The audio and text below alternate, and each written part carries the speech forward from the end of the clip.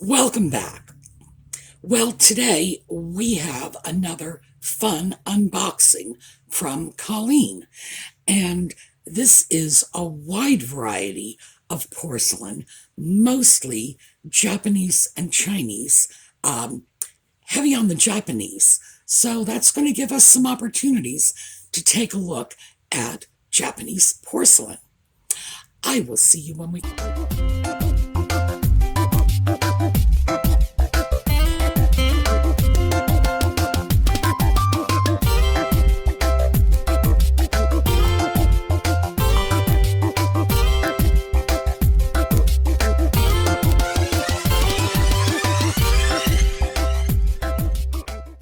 Well, let's start off with some pieces that are not Japanese or Chinese. And let's see if I can get this so you can see it without a lot of glare. It's a rosebud pattern, and it's 5 very nice little Haviland butter plates. And let's see, can you see how thick the porcelain is? This is heavy. This is, let's see, here. This piece is heavier than this. And as we know, Japanese lusterware is often very light, but this is, I would estimate it to be about twice as heavy. A very substantial little set of plates. This sort of thing, you come across little plates like this very often, and I find them to be remarkably useful. This is everything from a ring dish by the bathroom or kitchen sink to, the little change dish you keep on your dresser. I tend to keep a fairly substantial change bowl because Audie likes to play in it. But still, pieces like this, and there are 5 of them matching. So, there we go. That's right side up. Very, very pretty. Again, Haviland, not Asian. We also have a cup and saucer. This is, I believe, American made. I'll show you the handle. We sort of have follow through on this design. This is interesting. The handle is shaped like a twig, and out of this twig comes our branch, and then our flower, which I am going to say is either an old-fashioned rose or a cherry blossom, hard to tell, wraps around, and we've got the matching saucer here too.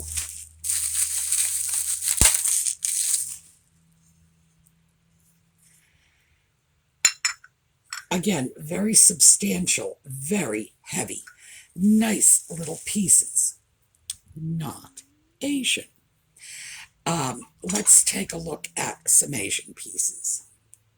Now, let's see if I can get this so that you can see. Oh, yes, obviously, we've got the design on the inside as well as the design on the opposite. There we go.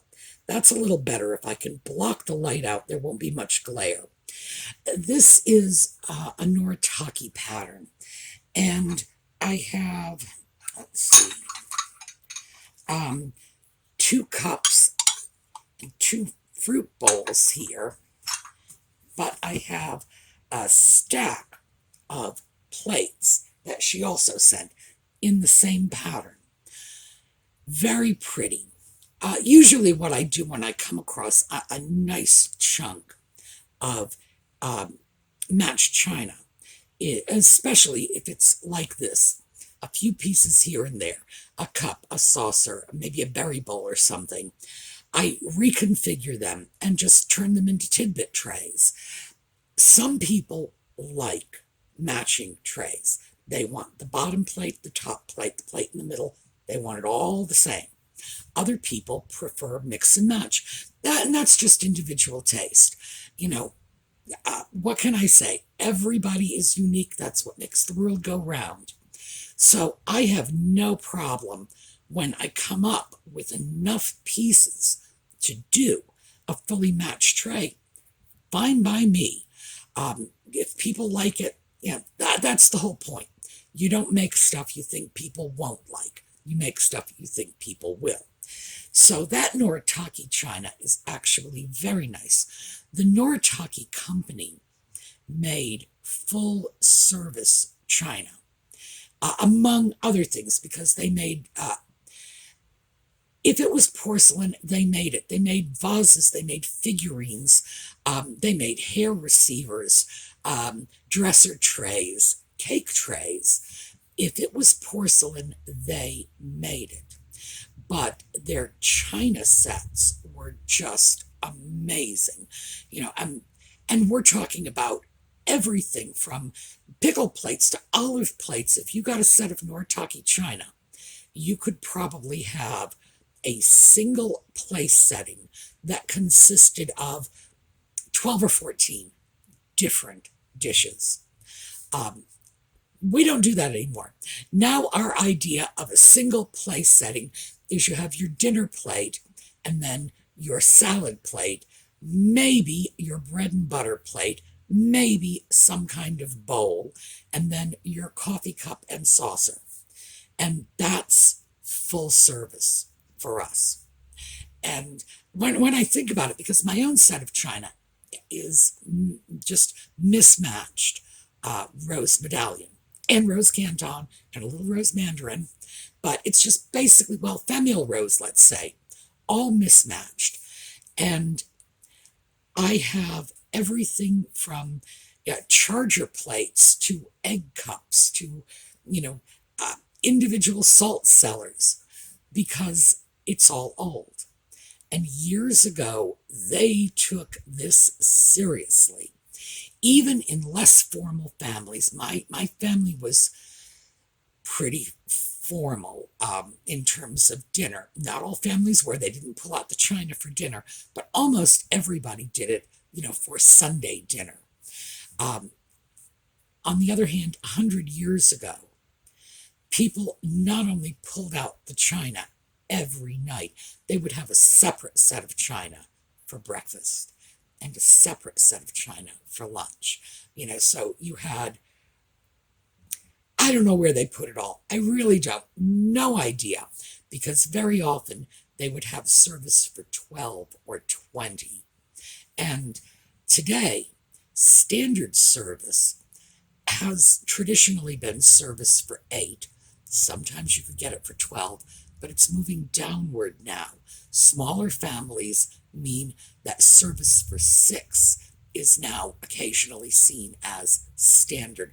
I believe that is the future, by the way. I think that 20, 30 years from now, service for 6 is simply what we're going to be looking at. Because again, families are smaller, and, mom and dad and 2 kids and a couple of guests, and that's service for 6. That when I was a child, I knew very few families that had only 6 people living in their households. So things change. All right, let's take a look at some other pieces here. This. You see that? It's beautiful yellow roses. Here, let me hold it up so you can get the whole thing. This is just gorgeous. This is a nippon bowl.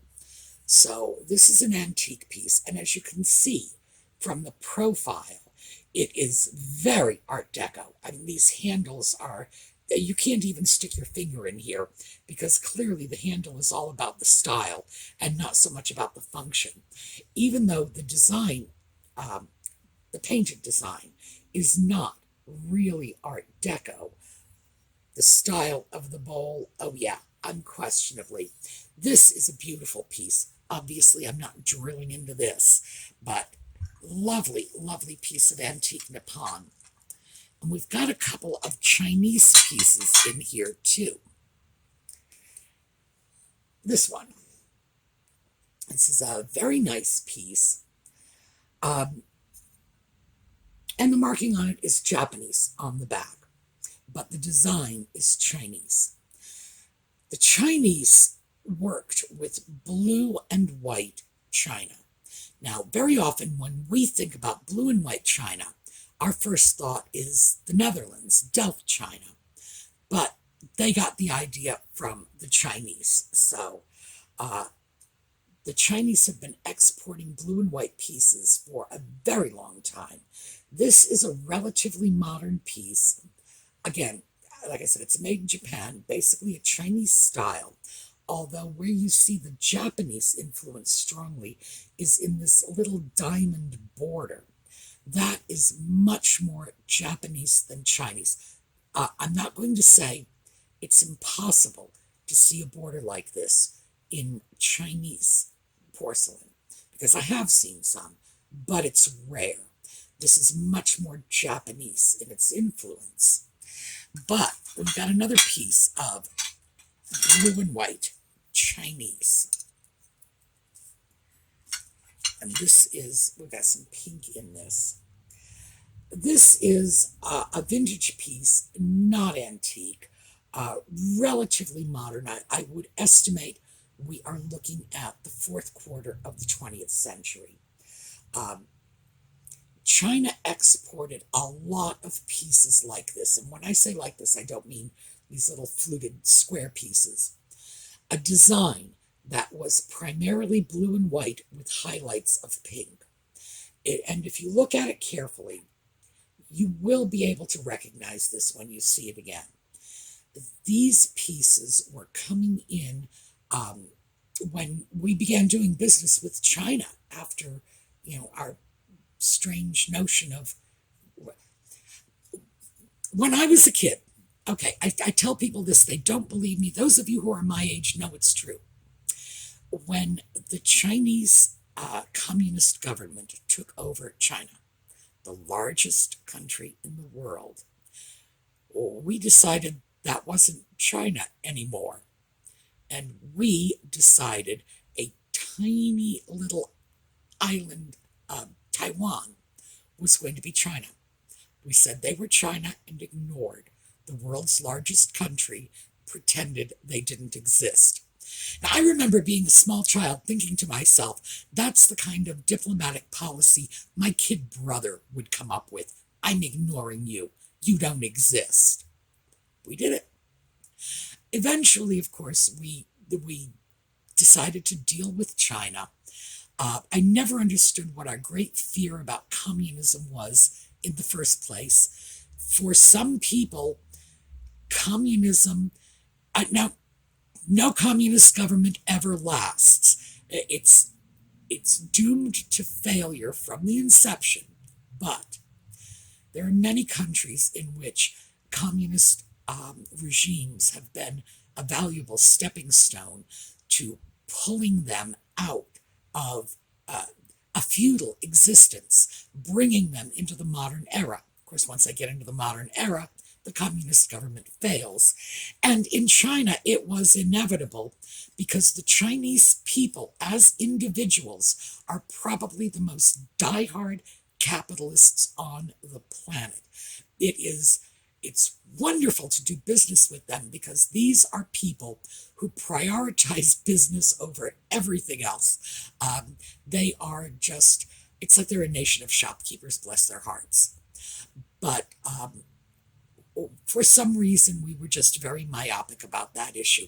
And as I say, I grew up in that generation. I still didn't understand it because it seemed very foolish to me. And of course, in hindsight, it was very foolish because the Chinese are a capitalist country now. The Russians are a capitalist country now. The communism went away all by its lonesome, and they never did bomb New York. What do you think about that? So we were all hiding under our desks for no reason at all. Anyway, this is something that came over when we began doing business with them. As I say, nation of shopkeepers. They figured out what we liked, and boy, did they ever send it to us. So you can find pieces like this all over the place. They are very attractive. This is an extremely heavy piece. Look at the edge on that porcelain. This is so thick, so durable. You could take a piece like this and use it to feed the dog and not worry about it getting knocked around because this is a substantial and durable piece of porcelain. porcelain. This is also, because of the heavy edge, a type of porcelain that you occasionally hear called restaurant ware. Now, I don't like that term because I think it sort of denigrates the porcelain itself, which is really very, very nice. But our exposure to this type of heavy Chinese porcelain largely came from Asian restaurants. So, I think this is fantastic. And no, I'm not going to drill a hole in this either. So let's scoot over to some Japanese porcelain. Now, I picked up this piece. This is a little creamer. This is a Japanese lusterware pattern called Cherry Blossom. And this piece, you will see this pattern. Let me get it up so you can actually see it. You see it very commonly on pieces that are blue and pieces that are peach, the same design, very, very widely available. And occasionally I get questions from people saying, if I would like to collect some old Asian china, what do you suggest? If you like pattern matching, take a look at this particular pattern, either in the blue or the peach, because many, many companies made it. They all made it in the same general style and design. You take any of these pieces, put them together, they're going to look like a set, even if they weren't made as a set. Very often they are available dirt cheap. And pieces like this, now I have the sugar bowl, the lid is taped on, I did not untape it. Pieces like this, you can find easily. This is sort of individual sugar and creamer, a small size. It's not a child size, as you can see, but it's sort of individually sized. You can find these all over the place. In fact, when I took this out, I checked. I keep a little box of porcelain odds and ends, and I actually have a teapot lid that matches this from other pieces of this that I have come across over the years. But absolutely, if you are looking for Japanese lusterware from the middle of the 20th century and you want a pattern you will be absolutely guaranteed to match up on the fly just about anywhere, take a look at this one. So, it's our little lusterware pieces. Now we come into some fun stuff. We have two of these, so I'm just going to show you one. And can you see that beautiful pattern of birds? This is Imari style. It's relatively modern. I look at this and it's got a very otagiri kind of look to it. There is no marking on the bottom. It could be otagiri. They often marked their products with stickers that could be removed. But the speckled glaze, otagiri was very big on that. And this wonderful sort of Imari style. Very, very pretty. Now, these were teacups, basically. A little larger than a Japanese teacup would be in Japan, but again, designed for a Western audience, and we want more than 2 or 3 swallows of our tea. This is great because pieces like this can be teacups, they can be pencil cups, they can be any kind of container you want. You want to throw something in it, this is perfect. My idea of a pretty box, by the way. Really, really sweet. Now, let's take a look at this. Because remember, Imari style. It's not actually Imari, but it's reminiscent of the Imari style. Now we're looking at something that is more Kutani. It's a pair of these. Let's see if you can see this. We have a bird design. It's a bird design on the front and the back of this one. And let me show you the other one. Okay, we've got our geishas on this one.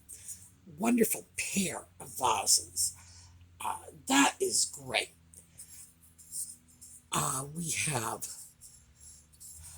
terrific gilding on this.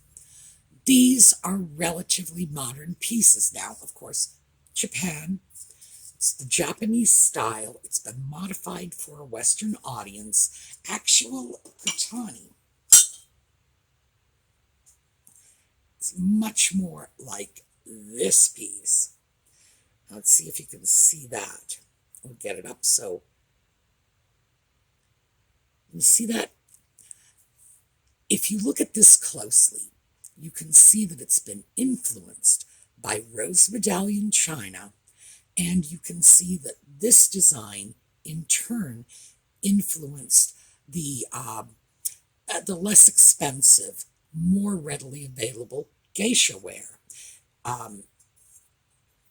So when you look at this, it's very easy to look at this and just say, okay, this is what geisha ware is supposed to look like when it's really high end. And in fact, it is. Geisha ware is sort of poor man's Kutani. And this is a gorgeous piece. Really, really nice. Again, vintage, not antique, but wow. And you see all of this stuff you look for in Kutani. The people that, let's see if we can get this over here. You see that little crosshatch design? We talked about that with Imari. The Japanese like that little crosshatch design. We saw that over here. Get this plate.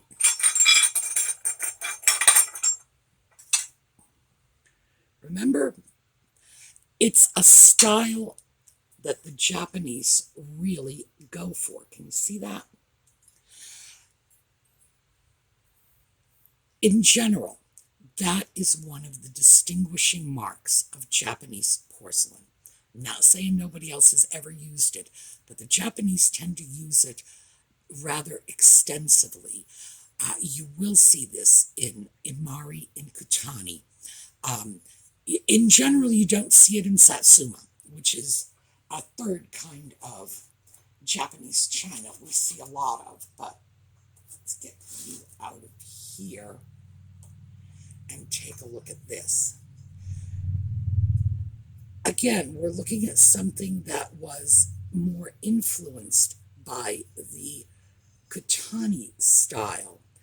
I don't believe this was a lidded ginger jar. When I first took a look at it, I thought, oh, I bet there was a lid on that, but I don't think so. After looking at it, I think this was always intended to be a vase. The Japanese do not like top-heavy items. They don't. We don't. As Western culture does not like top-heavy items either, which is really unusual because in Western art, if you go back far enough in Greek culture, upside-down pyramids, boy, they were a thing. So I'm guessing that probably about 4,000 years ago, as human beings, we did rather like things that tapered downward. We don't anymore. We reject that. We do not want things that look top-heavy. The Japanese in particular do not like things that look top-heavy. So I am thinking, no, this probably never did have a lid. It probably would have been offensive to their artistic sensibilities, just as I think it might be offensive to our sense of don't put that much weight on this tiny little bottom. Anyway, beautiful little piece in particular. Now, mind you, we have all of our fancy design work on the front and back, but look at the sides. There's a lot of stuff going on here, so these are just beautiful pieces.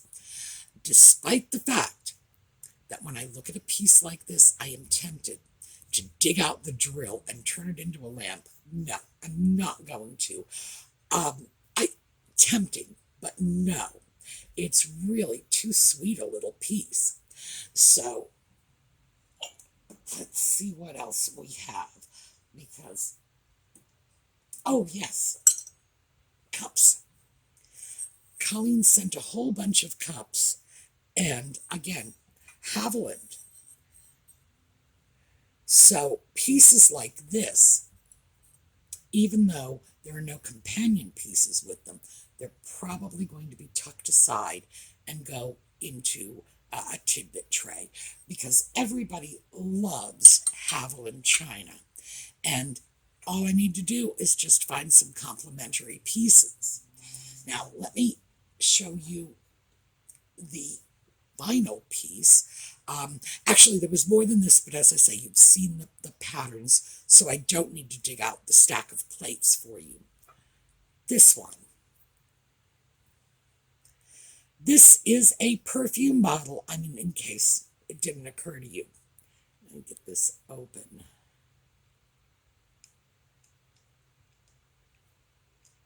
It screws, which I love when it comes to perfume bottles. Now, you see this little channel in here? Let's get, all right, here, put it down here so you can see it against my shirt. Little channel, that's where the perfume goes. So this was clearly designed for a very small amount of Lala Elegant perfume. And we have our little dauber here, but we also have this screw.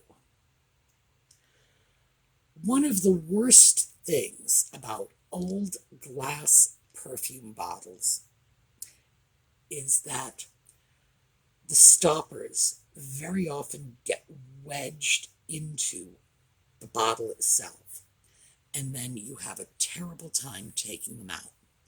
If that ever happens to you, get yourself some hot water, not boiling, but hot.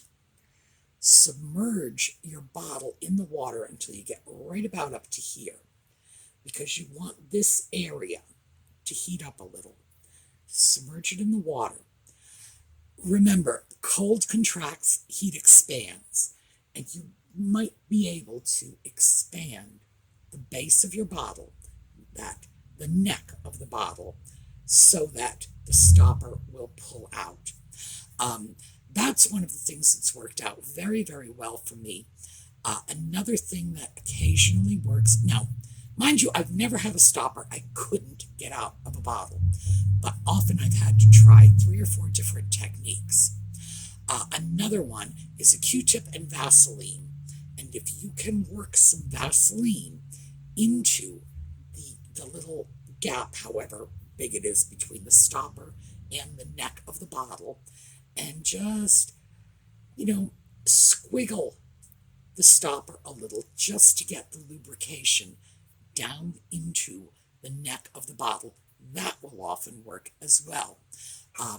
But yeah, it's a challenge, because you have to be extremely careful with old glass.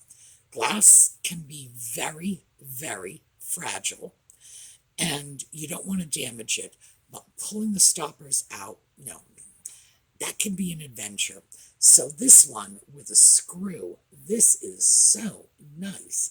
And of course, most of Colleen's things come from thrift stores, flea markets, antique shops. She is in an area of Ohio that is pretty rich in secondary market goods, let's just put it that way.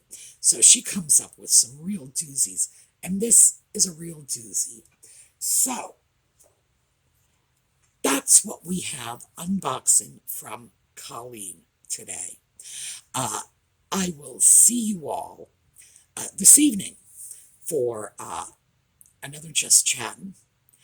Next weekend, we're going to pick right back up with our thrifting videos. Oh, and remember Julia? We are going to clean her up, get the gunk off her feet, do something with this horrific hairdo, and clean her dress. Oh, and the panties, these panties, by the way, are not Barbie panties. Somebody just decided for modesty's sake they would put panties on Julia. I'm fine with that. But we're going to clean her clothing and get her fixed up for potential resale. Because she is a nice doll, and I believe I got her for $14.50.